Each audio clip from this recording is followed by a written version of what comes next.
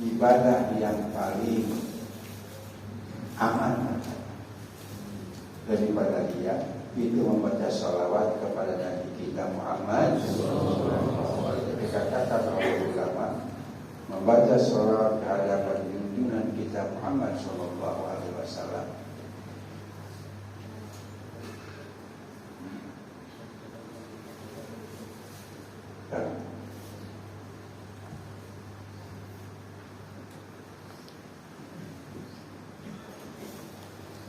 ulama mengatakan orang yang bersalawat kepada Rasul meskipun dia tidak khusyuk, bahkan ada kesan main-main, Sallallahu alaihi Muhammad, ngikut temennya yang di samping, meskipun seperti itu, ulama katakan tetap diterima sama Allah Subhanahu wa Ta'ala. Kenapa? Karena ada sholawat, ada yang dibacakan sholawat, ya. Ketika kita membaca sholawat dengan kurang ikhlas, itu Allah Subhanahu wa Ta'ala tidak melihat dan tidak memandang kepada yang baca sholawat, tapi yang dilihat yang dibacakan sholawat kekasihnya Muhammad Sallallahu Alaihi Wasallam. Memandang kekasihnya Nabi Muhammad Sallallahu Alaihi Wasallam, kayak apapun sholawat yang keluar dari hamba-hamba Allah tetap diterima sama Allah. Baca sholawat. Nah, selanjutnya mudah-mudahan dengan senantiasa kita baca dalail khairat, minimal kita ditakdirkan Allah Subhanahu wa Ta'ala bisa bermimpi ketemu Rasulullah. Amin. Karena ya, mimpi ketemu Rasul itu salah satu daripada khasnya para aulia. Dalam Al-Quran dikatakan, A'udzubillahi minasyaitonir rajim. Alladzina amanu wa kanu yattaqun. Lahumul busyra fil hayati dunya wa fil akhirah. Ini ayat menjelaskan dan mengungkapkan tentang aulia Allah, bahwa mereka aulia itu adalah orang-orang yang beriman, wa kanu yattaqun, dan adalah mereka bertakwa.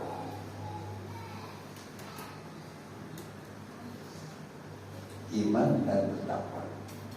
Kalau sudah takwa, itu sudah merupakan perkara yang tertinggi yang harus kita miliki.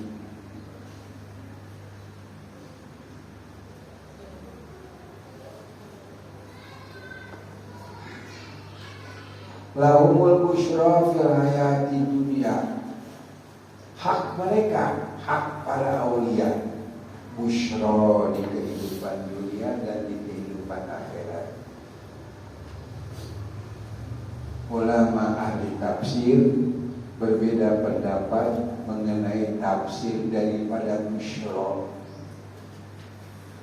Seperti berbeda pendapat firman Allah, inna aradnal amanata.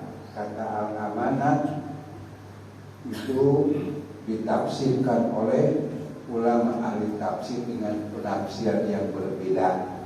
Demikian pula al-busyra. Ada sebahagian ulama ahli tafsir yang mentafsirkan kata al-busyra dengan mimpi ketemu Rasulullah Sallallahu Alaihi Wasallam. Karena mimpi ketemu Rasul merupakan mimpi yang terindah yang pernah ada. Kalau kita ditakdirkan mimpi ketemu Rasul, peristiwa mimpi itu sepertinya terukir di dalam sanubari sampai kapanpun tidak akan bisa kita lupakan. Mimpi ketemu Rasul, dan mimpi ketemu Rasul dipastikan benar, karena setan tidak pernah bisa menyerupai Rasulullah Shallallahu Alaihi Wasallam. Hanya kadang-kadang ada orang mimpi ketemu Rasul tangannya buntu. Nah, kadang-kadang ada yang begitu. Kata ulama, itu isyarat kepada bahwa ada daripada amal dia yang tidak sempurna.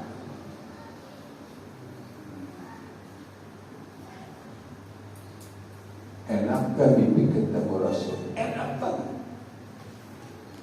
Kira-kira seenak apa? Jawabannya, seandainya malam nanti saya bisa mimpi ketemu Rasulullah Shallallahu Alaihi Wasallam, tapi harus bayar mahal 1 juta. Saya bilang oke, nggak pakai nanti dulu. 1 juta nggak apa-apa, asal belum mimpi ketemu Rasul. Itu saking enaknya.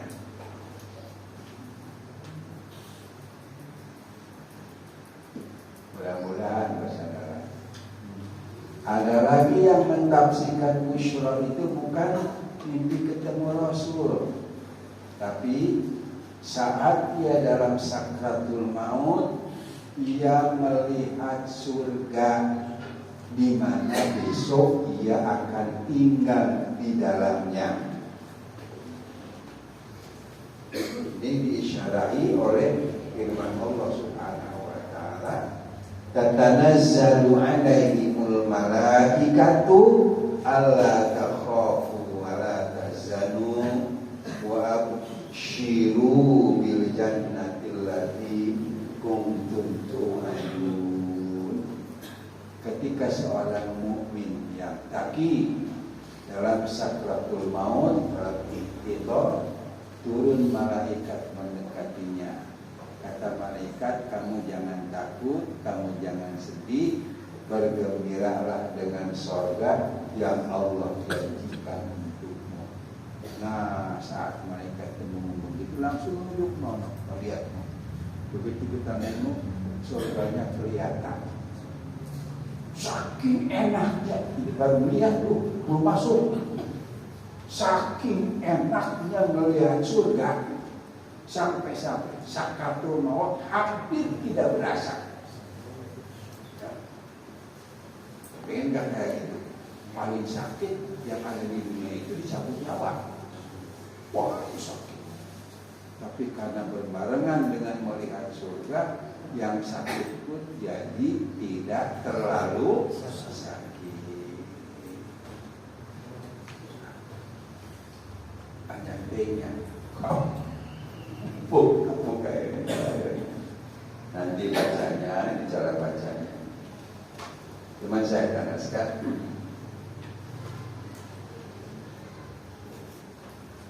Orang yang ditakdirkan bisa baca dalail secara dawam, membacanya secara kontinu, tidak pakai berhenti-berhenti. Yang maksudnya berhenti begini, baca 1 bulan, pelek 2 bulan, tahan, baca lagi seminggu, nanti 2 minggu. Nah, itu namanya nggak kontinu. Barang siapa orang yang bisa membaca dalail secara kontinu, bisa diartikan ini orang yang telah dipilih oleh Allah Subhanahu wa taala untuk senantiasa munajat kepada Allah dan kepada Rasul. Enggak gampang. Mudah-mudahan apa yang saya sampaikan ini menjadi tantangan bagi semuanya. Karena saya pernah alami. Ada sebuah kitab tersebut sebenarnya bukan kitab fikih. Kalau menurut saya itu kurang bagus membuat diamalkan. Karena kitab tersebut bukan karena baik dulunya, saya malah ditantang aja. Kitab itu namanya Jawahirul Lama fi Istihdari Mulukil Jinni fil Waqti Wasa'ah. Ya, Jawahirul Ulama untuk menghadirkan, untuk mendatangkan raja-raja jin seketika.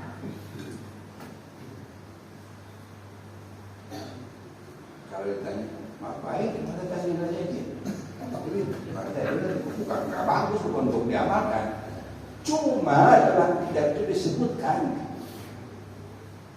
orang yang bisa mengerti makna kandungan kitab ini hanyalah orang yang sudah ditentukan oleh Allah Subhanahu wa Ta'ala. Merasakan lantang sakumaha si desena ayahnya aku 3 hari PS kurang, dahar lebih kurang.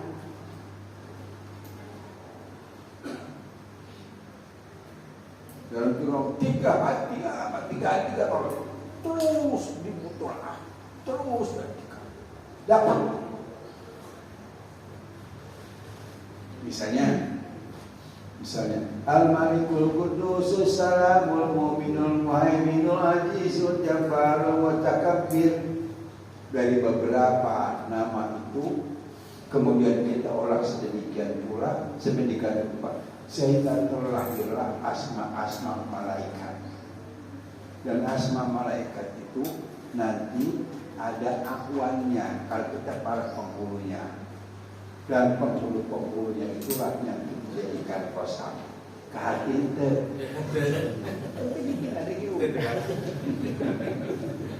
Setelah saya bisa,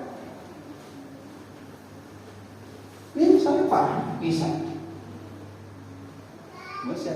Saya pada dalam hati saya berkata, lalu setelah bisa, buat apaan ini? Buat apaan?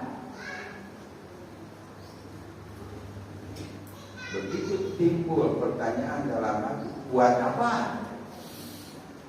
Baru kita tasdik bahwa orang yang mengerti ini adalah orang yang dipilih oleh Allah Subhanahu.